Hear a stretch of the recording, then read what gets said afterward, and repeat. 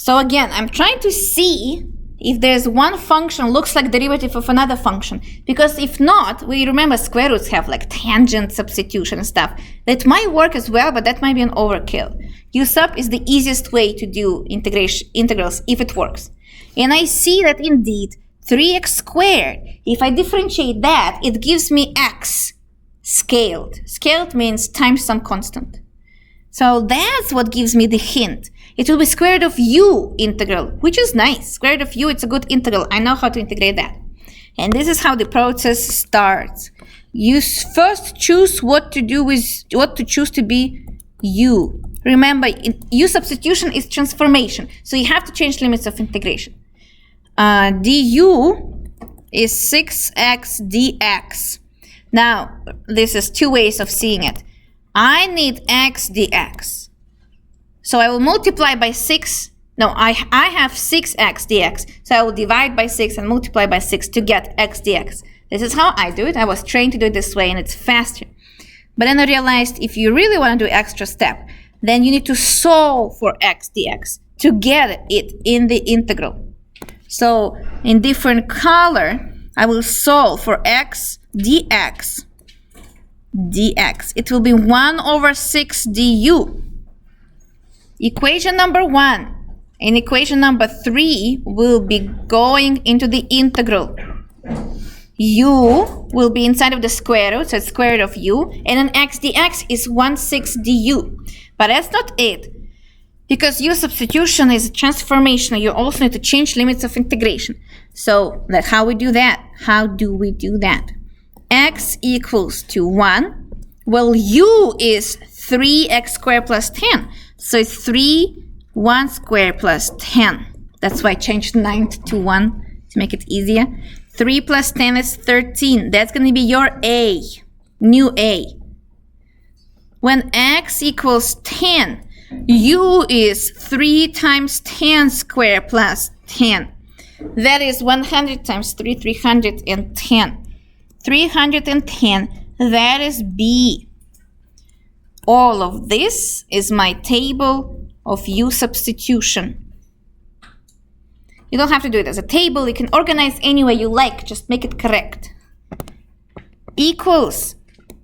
We're transforming the hard integral into the easier one. The easier one will be square root of u du. Just scaled. And the scale is 1 over 6.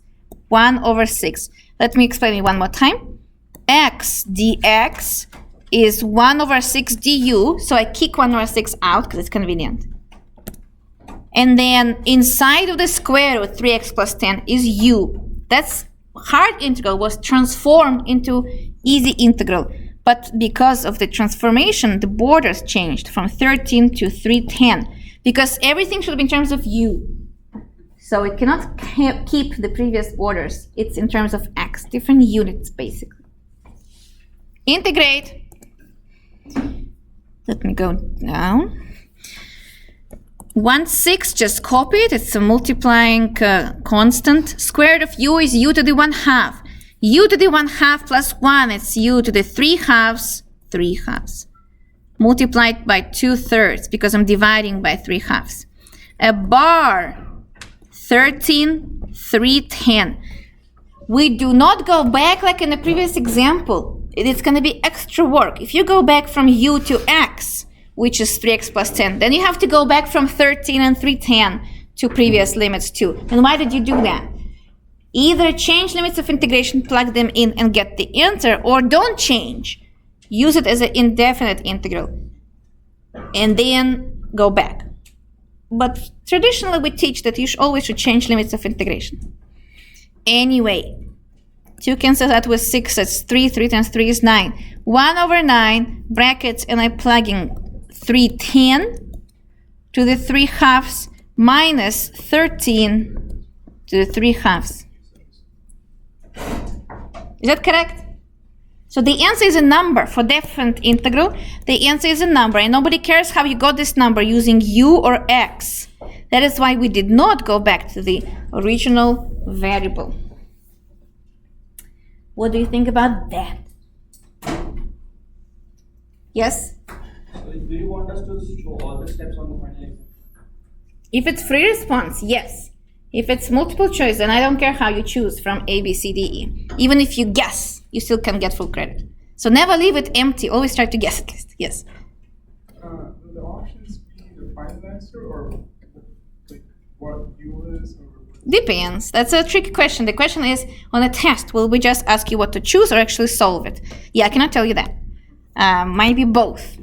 But it's a final exam, so it's kind of have to be harder than before. That's what we usually are told when we create them. One more example, without limits of integration, to just practice.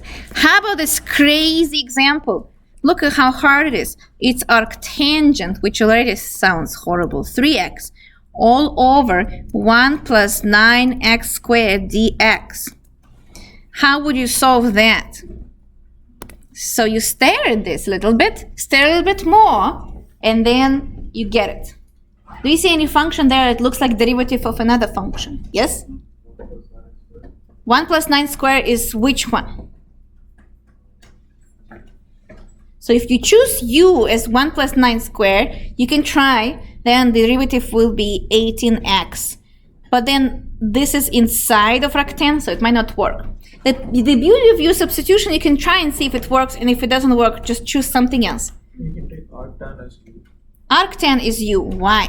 Because the derivative would then be 1 by 1 plus 9x squared. The derivative will be 1 over 1 plus input squared. Derivative of arctan is 1 over 1 plus input squared. And that's exactly 1 over 1 plus 9x squared. Exactly. One more reason to choose arctan to be u, because you don't like it. It's kind of interesting intuition. If you don't like the square root, then choose whatever is inside to be u. If you don't like arctan, maybe choose it to be u. It might work. So sometimes this logic works. If u is arctan of 3x, then du will be 1 over 1 plus input squared. That is the formula for the arctan. So it's 3x all squared, which is 9x squared. Anything else? Times? Times 3. Why? Chain rule. Don't forget. Exactly. Good job. Derivative of the function inside. They will be chain rule on the exam several times. Yes, also. Maybe even... du. du. Thank you, dx. Even on the free response, we put some chain rule, so don't lose it. When you differentiate sine of 4 pi t, that's derivative of that is cosine times 4 pi, and so on. Equals. Check it out. It's just a simple integral. It's just u du. Can you believe in that? Divided by 3. That's too fast. So let me show you how I got that. But the more you do it, the better it gets. That's why I'm so fast, because I just did it way too many times. Here it is. So in blue color, everything is u. That's my u. Then what is happening with du?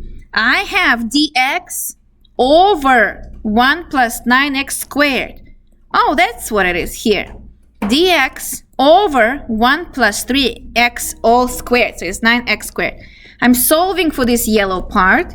The yellow part will be dx over 1 plus 3x squared, which is 9x squared, equals, divided by 3, 1/3 du. I'm kicking out 1/3 out, because why not? And I have the simplest integral ever. That's the first integral we teach you in Calculus 1 class. Integral of u du. Integral of u du is u squared over 2, but I don't want to rewrite then later arctangent again, so I'll do it right away. U is arctangent, and you have to go back, because only you knows what u is. That's the funny part of it. Don't forget to divide by 2. U squared over 2. Let me change the color. U squared over 2. And my u is, you can say it in your mind, arctangent. The beauty of this problem, you can differentiate it and check if you're right. If you differentiate this, it should give you whatever is inside of the integral. So technically speaking, if you have multiple choice, you can differentiate all the answers and just catch the one that matches. That's also the beauty of problems like this. Differentiate using channel carefully, and then simplify. It should give you whatever was inside of the integral. What do you think about that? Not too bad.